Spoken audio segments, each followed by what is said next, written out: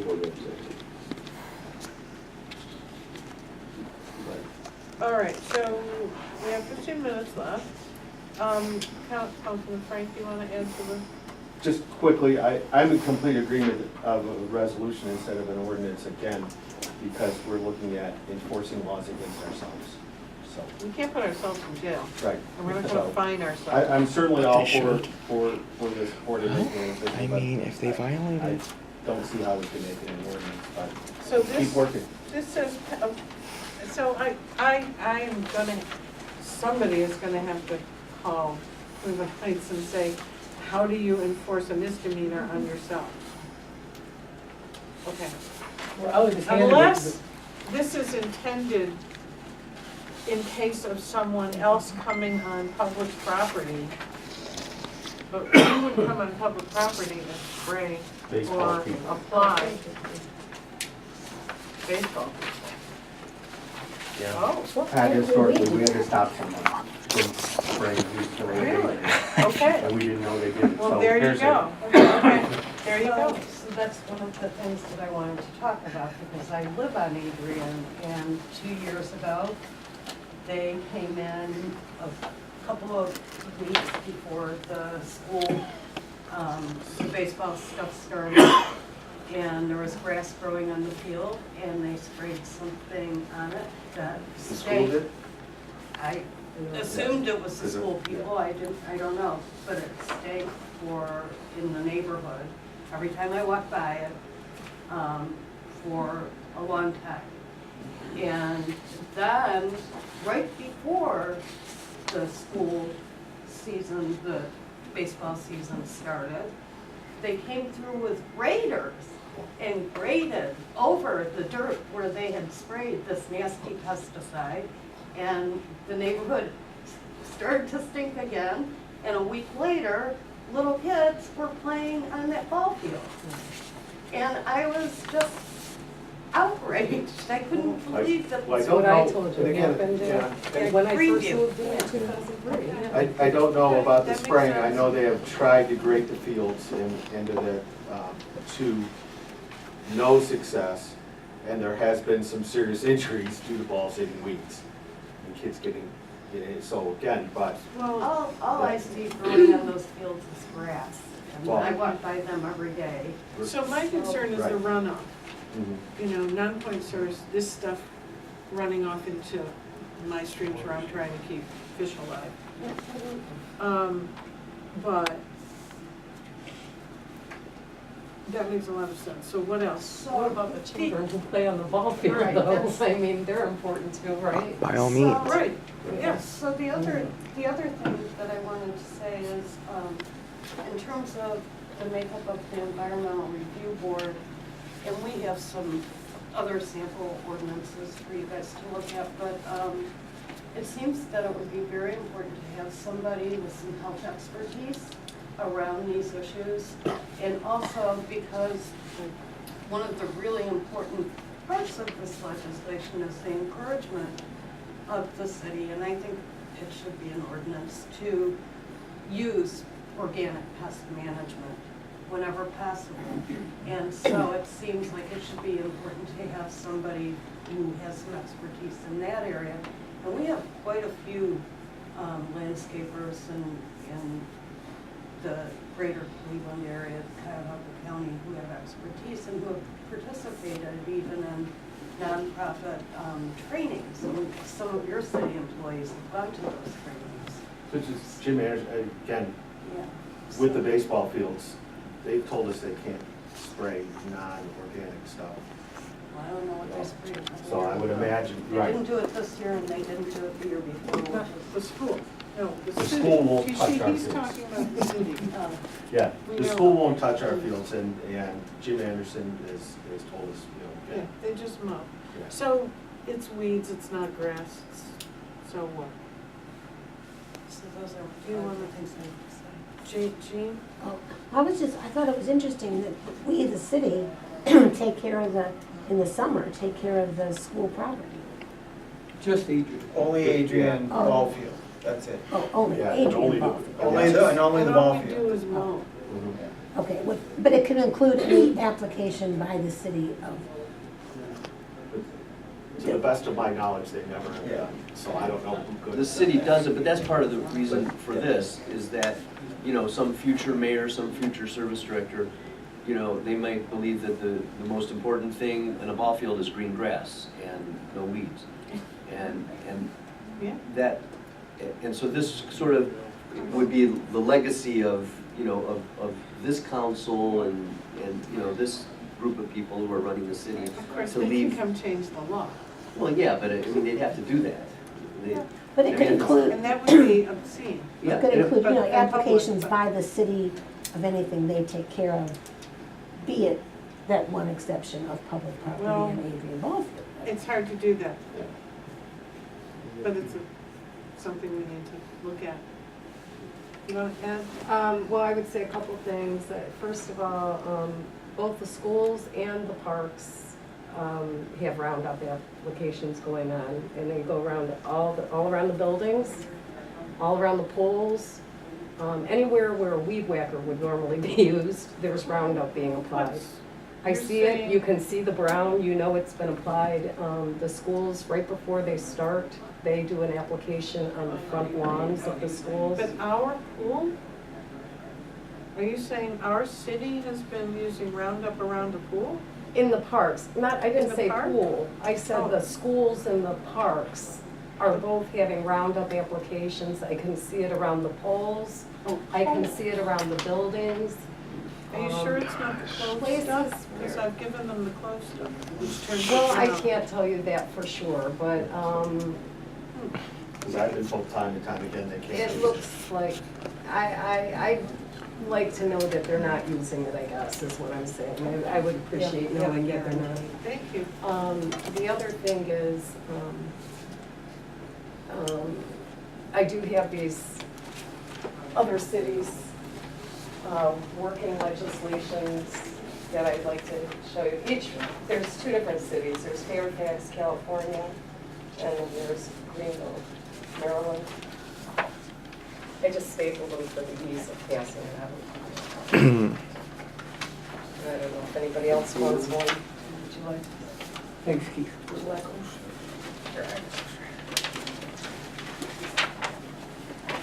But maybe these could be helpful too Thank you. in what you're drafting as legislation. And what I'd like to see here is sort of an ongoing and evolving interest in this issue. Something that maybe could be expanded in the future to some of the places that you can't currently put a ban in place. I like in both of these cities that we just gave you a copy of their working legislation, I like the transparency. I think that's an important aspect of Right to know. right to know, exactly. And some of these cities do apply that to residential applications. I mean, just, private homes, that they have to give 72 hours notice. And maybe the notice is different than just a sign when they stick it in. They have to say exactly what's being applied, when it's being applied, that kind of thing. So, I mean, you could take a look at it, and these are just a couple of examples, but might be helpful. You know, I used to work at Environmental Health Watch. Did you know that? No, I didn't know that. I did. And so that right to know, that old right to know legislation, and I wish Sherry were here because it was her brother. Well, I guess she doesn't talk to him. Well, anyway. Okay, never mind. We got it through. Don't mention Stu. I know, Stu. Yeah, so we fought for that and we lost right to know. And now the only way to get it back is to do city by city. So I really appreciate you giving us this so I don't have to look it up. How other cities have worked right to know back into To their legislation. their legislation. Or their process, anyway. Yeah, Yeah. thanks.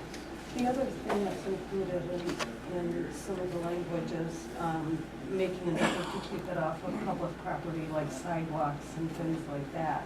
So that, I can't tell you how often I'm walking my dog down the street and I have to walk in the middle of Green Road because some landscaper has Put it all So on the what sidewalk. this does is we have to remind people that although they're sidewalk and tree lawn, we expect them to maintain, they cannot spray on or apply on their tree lawn, which is city property, city right of way, or their sidewalk, which is, I 'cause wondered those are about now that. public property. So tree lawn could be included in this. Well, it's I public hope property. that would be the case. That would be wonderful. I mean, I don't know if you realized, didn't know if It you crossed my realized that. mind, but I didn't know if it was Same. in this. It's part of the Fairfax, California, Right. they use. It is public rights there. to I do know it. they spell it out, but I didn't know for sure it would be in this. You keep raising your hand. Okay, great. I'm so glad to Sorry.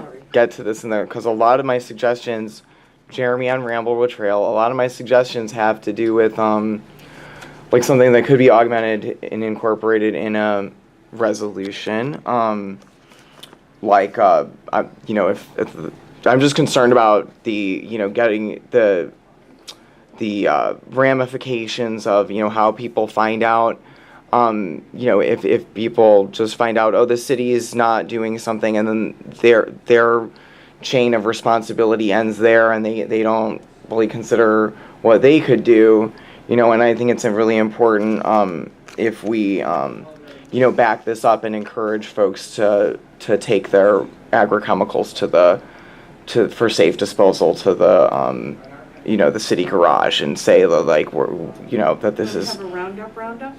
Yeah, exactly, and that we could have, a day where maybe herbicide use starts to spike in the spring, or if it's still going on now, it just is whenever's clever, I guess. It could be an ongoing thing, but I'm concerned about just folks finding out that there's that safe disposal is important, and that mitigating the the use of these and limiting the uses of them is important.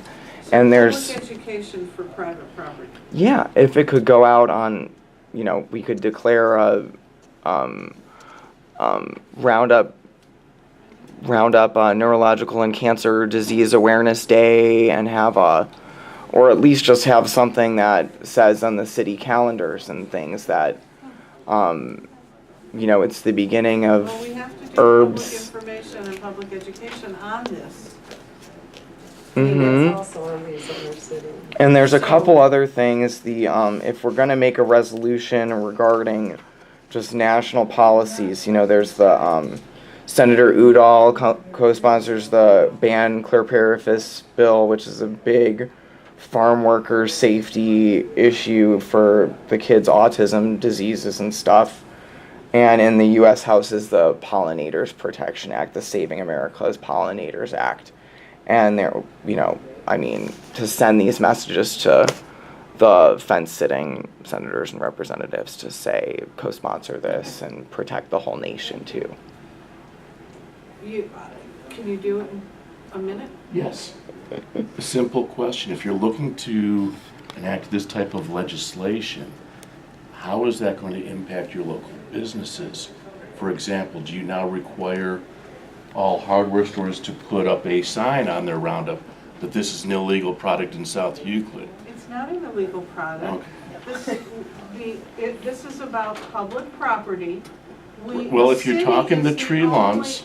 The city is the only one who takes care of public property, but tree lawns is something that we have to consider that is not considered in here at the moment.